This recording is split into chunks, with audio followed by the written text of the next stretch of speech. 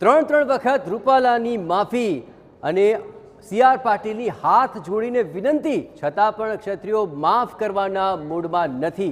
જી હા, રાજ્યભરમાં રૂપાલા સામે ક્ષત્રિયોનો વિરોધ વધુ ને વધુ ઉગ્ર બની રહ્યો છે। મહાનગરો હોય કે નાના શહેરો, દરેક સ્થળે રૂપાલા સામે ક્ષત્રિય સમાજે માંડ્યો છે મોરચો। અમદાવાદમાં ક્ષત્રિય સમાજે મોટા પાયે વિરોધ પ્રદર્શન યોજ્યું છે અને કલેક્ટરને આવેદનપત્ર આપી ઉગ્ર રજૂઆત કરી છે। આ તરફ વડોદરામાં પણ ક્ષત્રિય આગેવાનોએ રૂપાલાની ટિકિટ રદ નહીં થાય તો ઉગ્ર આંદોલનની ચીમકી ઉચ્ચારી છે।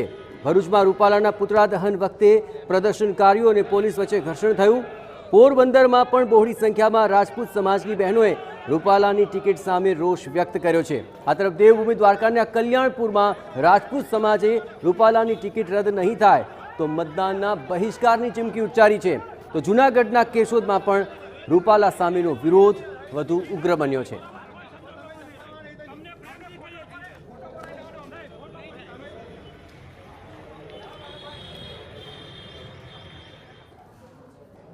રૂપાલાના આ વિવાદિત નિવેદનને લઈને ભાજપે પણ હવે ખાસ રણનીતિ બનાવી છે અને ક્ષત્રિય સમાજના આગેવાનો અને નેતાઓ તેને લઈને ખાસ રણનીતિ તૈયાર કરી છે। ભાજપે પોતાના ક્ષત્રિય નેતાઓને સમાજ વચ્ચે જવાની સૂચના આપી છે અને 25 માર્ચથી ગુજરાતમાં ક્ષત્રિય સમાજનું જે આંદોલન ચાલી રહ્યું હતું તેને લઈને ગોંડલ ભાજપના સંમેલન બાદ આ આંદોલને જોર પકડી લીધું। સમાજને જોડે લીધા વિના આંદોલન સમેટવાથી હવે નારાજગી વ્યાપી છે અને ક્ષત્રિયોની નારાજગીની નોંધ હવે કેન્દ્ર સ્તરે લેવાય છે। આંદોલનના સમાધાનમાં ભાજપના ક્ષત્રિય આગેવાનો નિષ્ક્રિય હોવાનો એક રિપોર્ટ પણ પહોંચ્યો છે, પણ પક્ષ તરફથી મધ્યસ્થીની સૂચના ન હોવાનો ક્ષત્રિય આગેવાનોનો હાઈકોર્ટને જવાબ મળ્યો છે। સીએમના દિલ્હી પ્રવાસ દરમિયાન સમગ્ર મુદ્દે પીએમ સાથે ચર્ચા થઈ અને આ ચર્ચા બાદ આજે તાત્કાલિક ધોરણે ગાંધીનગરમાં એક બેઠક બોલાવાઈ। ક્ષત્રિય સમાજના પ્રતિનિધિઓ સાથે ભાજપના ક્ષત્રિય આગેવાનોને બેઠક કરવા માટે સૂચના આપવામાં આવી છે અને આવતીકાલે ગોતા ખાતે ભાજપના ક્ષત્રિય આગેવાનોની સમાજના આગેવાનો સાથે એક મહત્વપૂર્ણ બેઠક છે।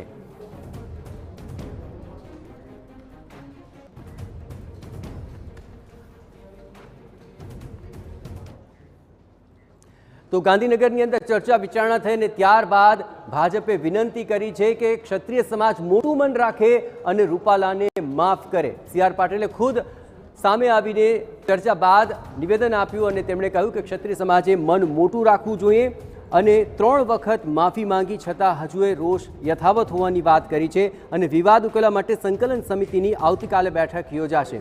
આ ઉપરાંત ભૂલ માટે વારંવાર માફી માંગી છે, તેમને માફ કરી દે ક્ષત્રિય સમાજ તેવી હાથ જોડીને સીઆર પાટીલે વિનંતી કરી અને સીએમ અને સીઆર પાટીલે ભાજપના ક્ષત્રિય આગેવાનો સાથે આ ચર્ચા વિચારણા કર્યા બાદ નિવેદન આપ્યું હતું। સમાજમાં જે રોષ છે એ સ્વાભાવિક છે કે એમના માટે ટિપ્પણી થઈ હોય તો સમાજનો રોષ સ્વાભાવિક છે, પણ હવે અમે જ્યારે માફી માંગી છે તો ક્ષત્રિય સમાજ એક મોટું મન રાખીને એમને માફ કરે। પાર્ટીના સૌ આગેવાનો પણ એમનો સંપર્ક કરવાના છે। લગભગ ક્ષત્રિય સમાજની 92 લોકોની એક આખી ટીમ છે, સંકલન સમિતિ છે, એમને આવતીકાલે 3 વાગે એ મળવાના છે। એમનો રોષ હશે તે પણ સાંભળશે અને એમને સમજાવશે અને ધીમે ધીમે વાતાવરણ સરળ બને એના માટેના પ્રયત્ન કરશે।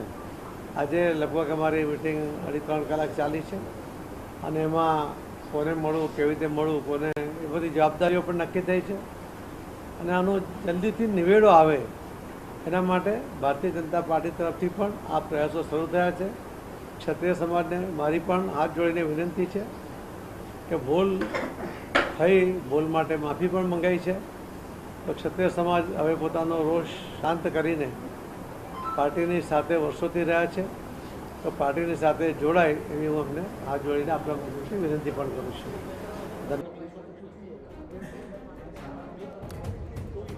હવે રૂપાલાના વિવાદ મુદ્દે ભાજપના ક્ષત્રિય નેતાઓનું મૌન છે, જ્યાં બેઠક બાદ ક્ષત્રિય નેતાઓએ બોલવાનું ટાળ્યું હતું અને વિવાદ મુદ્દે કોઈ પણ ટિપ્પણી કરવાનો ઇનકાર કરી દીધો હતો। રાજવી પરિવારની નારાજગી દૂર થશે? રાજવી પરિવારો બધા જ નારાજ છે. કઈ કહેવાનું કોમેન્ટ નથી. નારાજગી રાજવી પરિવારો નારાજ છે. આ પરિવારો સાથે રહેશો કે પાર્ટી સાથે રહેશો? બાપુ કાલે ગોતામાં 3 વાગે સંકલન સમિતિની બેઠક જેવી જાહેરાત કરી છે. કાલે સંકલન સમિતિ બેઠક જેવી જાહેરાત કરી છે બાપુ. કઈક સમાધાન આવશે બાપુ. કાલે ક્યાં બેઠક મળશે? કાલે કહેશો બાપુ, કાલે કહેશો. બેઠક બાદ આખરે કોઈ પણ નેતા કેમેરા સામે કંઈ પણ બોલવા માટે તૈયાર નહોતા. તેમણે બોલવા માટે રીતસરનું ટાળી દીધું અને આટલું જ નહીં, આ સમગ્ર મામલે કોઈ પણ હજુ આવતીકાલની સંકલન સમિતિની બેઠક પહેલા બોલવા માટે તૈયાર નથી. સંકલન સમિતિ એટલે કે એ સંકલન સમિતિ કે જે રાજપૂત સમાજ દ્વારા તૈયાર કરવામાં આવી છે. સતત એક બાદ એક જે નેતાઓ છે તે બહાર આવી રહ્યા છે, ચાહે બળવંતસિંહ રાજપૂત હોય કે કેસરીસિંહ હોય, અને સતત જે નેતાઓ છે તે બહાર આવી રહ્યા છે. હાલાકી કંઈ પણ કહેવાનો ઇનકાર છે તે કરી રહ્યા છે. રાજવી પરિવારની નારાજગી દૂર થશે? રાજવી પરિવારો બધા જ નારાજ છે. કઈ કહેવાનું કોમેન્ટ નથી. રાજવી પરિવારો નારાજ છે. આ પરિવારો સાથે રહેશો કે પાર્ટી સાથે રહેશો? તો જો હજુ પણ જે સૂચના છે કદાચ એ જ છે, કેમ કે એ જ કારણ છે કે ભાજપ પ્રદેશ પ્રમુખ દ્વારા જે સ્ટેટમેન્ટ છે તે આપી દેવામાં આવ્યું છે કે આ જે ભાજપના નેતાઓ છે, ક્ષત્રિય નેતાઓ છે, ચાહે સરકારમાં હોય કે સંગઠનમાં હોય, હવે એ જે જે ક્ષત્રિય સમાજની જે આખી કમિટી બની છે, 92 લોકોની જે સમિતિ બની છે કે જેમણે પહેલું અલ્ટિમેટમ આપ્યું હતું, ત્યારથી આંદોલન શરૂ થયું હતું. હવે ભાજપના જે ક્ષત્રિય આગેવાનો છે તે રાજપૂત સમાજના જે આગેવાનો છે તેની સાથે બેઠક કરવાના છે. આવતીકાલે 3 વાગે ગોતા ખાતે આ બેઠક થવાની છે. તેમને સાંભળવામાં પણ આવશે અને સમાધાનકારી વલણ છે તે લેવામાં આવશે. ખૂબ જ મહત્વપૂર્ણ વાત જયેશ કે જે કોમ્યુનિકેશન હતું, સંવાદ હતો, તે નહોતો થઈ રહ્યો. આપ જુઓ કે એક બાદ નેતાઓ છે તે આવી રહ્યા છે. કિરીટસિંહ રાણા હોય બાપુ, કાલે ગોતામાં 3 વાગે સંકલન સમિતિની બેઠક જેવી જાહેરાત કરી છે. કાલે સંકલન સમિતિ બેઠક જેવી જાહેરાત કરી છે બાપુ. કઈક સમાધાન આવશે બાપુ. કાલે ક્યાં બેઠક મળશે? કાલે કહેશો બાપુ, કાલે કહેશો. જો હાલમાં આ એક વાત છે કે તમામ લોકોને કંઈ પણ નહીં કહેવાની અત્યારે પણ સૂચના હશે. તો ક્ષત્રિય નેતાઓ રીતસરના હાથ જોડતા નજરે પડ્યા, બોલવાનું ટાળી રહ્યા છે. પરંતુ એ પહેલા જે ક્ષત્રિય સંકલન સમિતિના આગેવાનો છે, નેતાઓ છે, તેમણે આવતીકાલે જે ભાજપની બેઠક થવાની છે પહેલા ચર્ચા વિચારણા કરી છે અને આ સમગ્ર મામલે તેમણે એક જ માંગ પર અડગ રહેવાનું મુનાસિબ માન્યું છે કે કોઈ પણ રીતે રૂપાલાની ટિકિટ તે રદ થાય.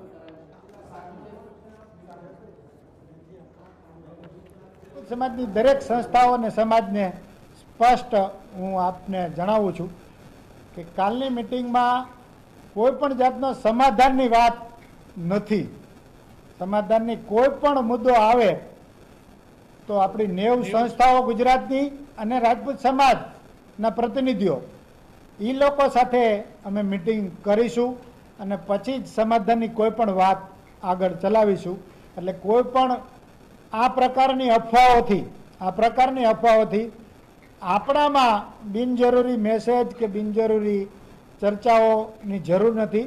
આપણે ભેગા મળીને જે કમિટી નક્કી કરી છે એ કમિટી કાલે મિટિંગ થશે અને એ કમિટી મળવાનું ગોઠવશે અથવા